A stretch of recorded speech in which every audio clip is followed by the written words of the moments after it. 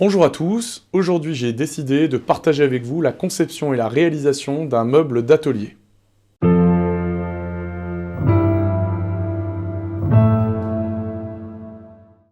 Ceux qui me suivent depuis un moment le savent, mon atelier bois est très récent, il a quelques semaines, et ce qui lui manque le plus aujourd'hui, c'est des rangements et de l'organisation. Alors pour avancer dans ce domaine-là, j'ai choisi de créer un meuble qui rassemble tous les dispositifs qui viennent autour de la toupie. Donc l'entraîneur, le capot avec les joues de toupie et la coiffe à tenonner. Donc ce sont trois dispositifs qui sont à la fois chers, fragiles et dont on se sert alternativement sur la machine, qu'on a besoin de mettre et d'enlever. Et c'est pourquoi il me fallait un meuble qui puisse les accueillir tous les trois et qui soit à la fois déplaçable et qui soit modulable, où je puisse trouver une place pour chaque dispositif. Pour vous présenter cette réalisation, j'avais deux possibilités, soit faire une seule grande vidéo, mais je n'aurais pas pu vous montrer le résultat en images, soit deux courtes vidéos, et c'est cette solution que j'ai choisie. Alors pourquoi je ne peux pas vous montrer le résultat en images aujourd'hui? Eh bien vous le voyez derrière moi, l'atelier est plein de bois, j'ai acheté du bois sur le Bon Coin de manière vraiment... pas calculée, quoi. C'est l'occasion qui m'a fait acheter ce merisier, en l'occurrence. Et je n'ai aucun endroit dehors pour le stocker à l'abri de la pluie pour l'instant. Donc il est posé là, dans l'atelier, en attendant que j'aménage quelque chose dehors. Donc j'ai choisi de faire deux vidéos en espérant que la semaine prochaine, j'ai débarrassé l'intérieur de l'atelier et puis que je puisse vous montrer le résultat de ce meuble, de ce rangement en images. Alors dans la première partie, je vais essentiellement traiter de tout ce qui est conception, débit du bois, corroyage, usinage machine. Et la semaine prochaine, je vous présenterai tout ce qui est usinage à la main, finition des assemblages, le collage, le ponçage et toutes les opérations de finition. Je ne pars pas de zéro dans ce projet puisque l'ancien propriétaire m'avait fourni un petit chariot qu'il avait fabriqué pour entreposer l'entraîneur quand on ne s'en sert pas sur la toupie. Alors le seul problème, c'est que ce chariot est à ras du sol et que l'entraîneur étant vraiment lourd, c'est difficile de le montrer sur la table. Pour ce projet, j'ai décidé de passer par une conception par ordinateur. En l'occurrence, c'est SketchUp, un logiciel libre qui permet de concevoir et qui est assez adapté à la menuiserie. Alors moi, je me suis beaucoup aidé avec les tutos de BLB Bois et je vous mettrai les liens dans la description. Donc c'est des tutos qui me semblent vraiment très intéressants et qui permettent de rentrer tranquillement dans l'apprentissage de SketchUp. Alors comme vous le voyez, c'est un meuble avec trois niveaux, donc un niveau au-dessus pour l'entraîneur, au milieu pour le capot de toupie avec les joues, et en dessous pour la coiffe à tenonner. Donc ce sera un assemblage traditionnel, puisque j'utiliserai tenon et mortaise, qui est vraiment un des assemblages les plus traditionnels de la menuiserie et des plus anciens. Les étagères seront constituées d'OSB de récup qui me restait des travaux de ma maison. Pour ce projet, je pars de bois de charpente parce que j'avais ça en stock et puis que c'est un bois qui me paraît suffisant pour une réalisation faite pour l'atelier. Je n'allais pas mettre de bois plus noble que ça.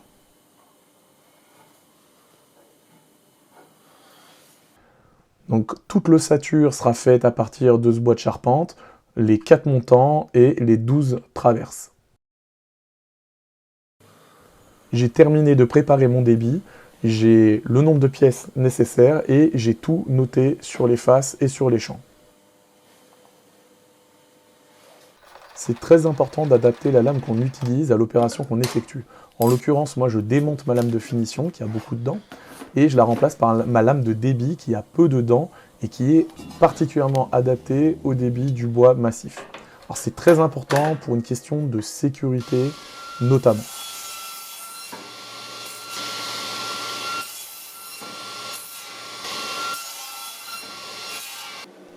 On passe maintenant à la phase de corroyage. Alors corroyer, ça veut dire quoi? Ça veut dire préparer. Dans la menuiserie, ça veut dire dégauchir les faces et les champs, les rendre planes. Alors là, on voit que je bouge un peu mon bout de bois pour trouver la face la moins pire, celle qui va être la plus facile à dégauchir. Donc on fait des passes successives jusqu'à obtenir une face plane.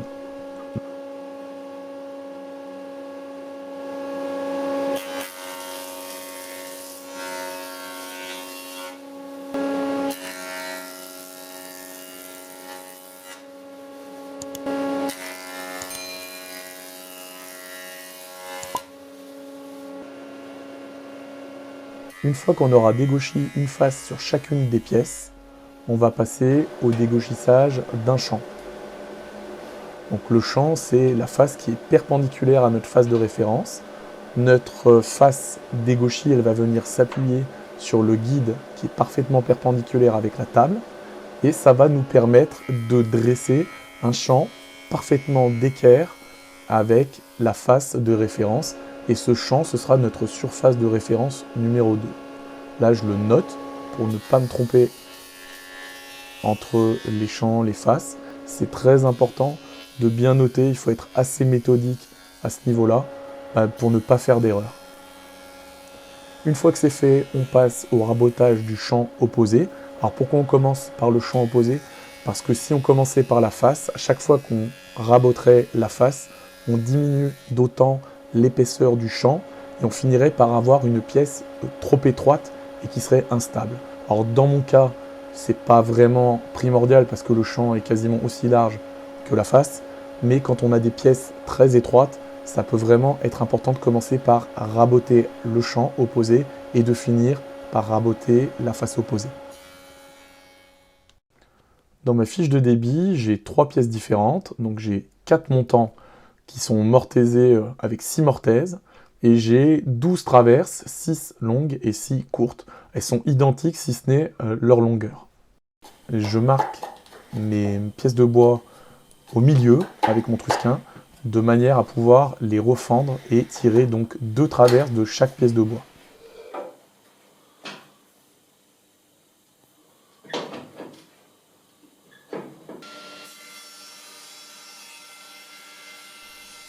Certains l'auront remarqué, j'ai remis mon guide de scie circulaire de façon, on va dire, standard, c'est-à-dire qu'il se prolonge au-delà de la lame de scie. On m'a fait pas mal de remarques à ce sujet, comme quoi moi je reculais mon guide de façon à ce qu'il n'y ait pas de chevauchement entre le guide et la lame. Donc j'ai voulu réessayer pour voir un peu ce que ça faisait. Et j'ai pas vraiment été convaincu, en tout cas pour du débit. J'ai pas été convaincu et je me suis senti plus en sécurité en réglant de nouveau mon guide plus en arrière, de manière à ce qu'il n'y ait pas de chevauchement entre, ou quasiment pas, entre ce guide et la lame.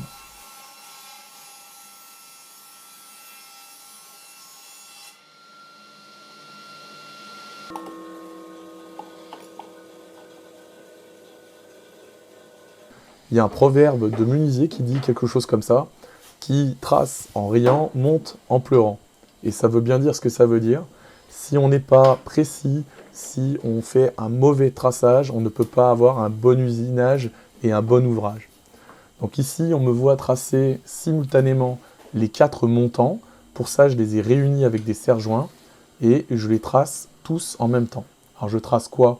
Je trace les extrémités et je trace les mortaises et les épaulements. Alors dans mon cas, je vais travailler à la butée, donc je n'aurai pas vraiment eu la nécessité de tracer toutes mes mortaises, mais j'ai préféré le faire pour éviter de me tromper dans les usinages, et puis c'est de toute façon un bon exercice. On me voit ici établir toutes mes faces, donc j'ai choisi les côtés qui vont aller ensemble, et j'établis le côté face, le côté droite, le côté gauche et le côté arrière, de manière à bien me repérer une fois que j'aurai fait mes mortaises. Comme je vous l'ai dit, je vais travailler à la butée, à la mortaiseuse, et donc j'ai besoin d'avoir la longueur définitive de mes montants avant de mortaiser. Dans un premier temps, je vais usiner mon pare-éclat de manière à avoir une référence précise sur l'endroit où la lame usine. Dans un deuxième temps, je vais revenir avec mon tracé, et je vais mettre mon tracé parfaitement sur mon pare-éclat, ce qui me permettra de scier exactement au bon endroit. Une fois que c'est fait, je peux scier tous mes montants exactement à la même longueur en me servant de ma butée. Je viens mettre une petite croix à tous les endroits où j'aurai besoin de faire une mortaise. Pour réaliser les mortaises, je vais utiliser une mortaiseuse en bout d'arbre de dégo, une mortaiseuse à mèche. Donc c'est une mortaiseuse assez lourde qui fait plus de 50 kg et qui permet de faire des mortaises grâce à un mandrin qui est fixé au bout de l'arbre de dégauchisseuse. traditionnellement, généralement, on commence par usiner les mortaises avant les tenons. Et ça s'explique simplement par le fait que c'est le diamètre ou la largeur de l'outil qu'on va utiliser pour creuser nos mortaises qui va définir la largeur de la mortaise. En l'occurrence, moi j'utilise une mèche hélicoïdale de 8 qui va me donner une largeur de 8. Si j'avais utilisé un bédane, j'aurais utilisé un bédane de 8 qui m'aurait donné aussi une largeur de mortaise de 8. Le tenon, lui, il est usiné avec des outils qui permettent d'adapter son épaisseur.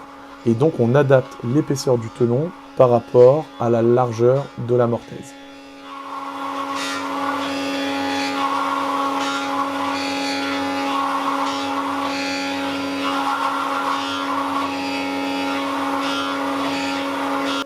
Alors pour usiner des mortaises avec une mortaiseuse à mèche, on commence déjà par faire des trous, un peu comme une perceuse à colonne. Donc généralement, on matérialise bien les deux extrémités. On fait déjà les deux trous aux extrémités. Et dans un deuxième temps, on vient faire des trous le plus rapprochés possible, en revenant vers l'autre extrémité de la mortaise.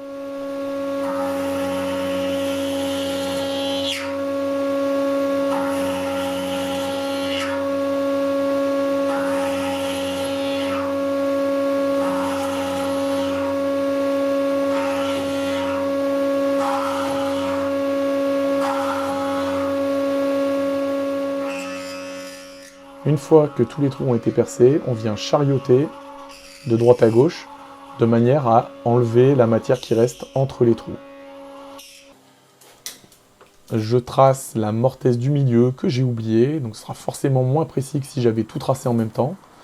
Et donc c'est la mortaise qui va accueillir les traverses intermédiaires qui supportent le plateau du milieu. Je les trace toutes parce que là, je ne pourrai pas travailler à la butée et il faut que tout soit tracé.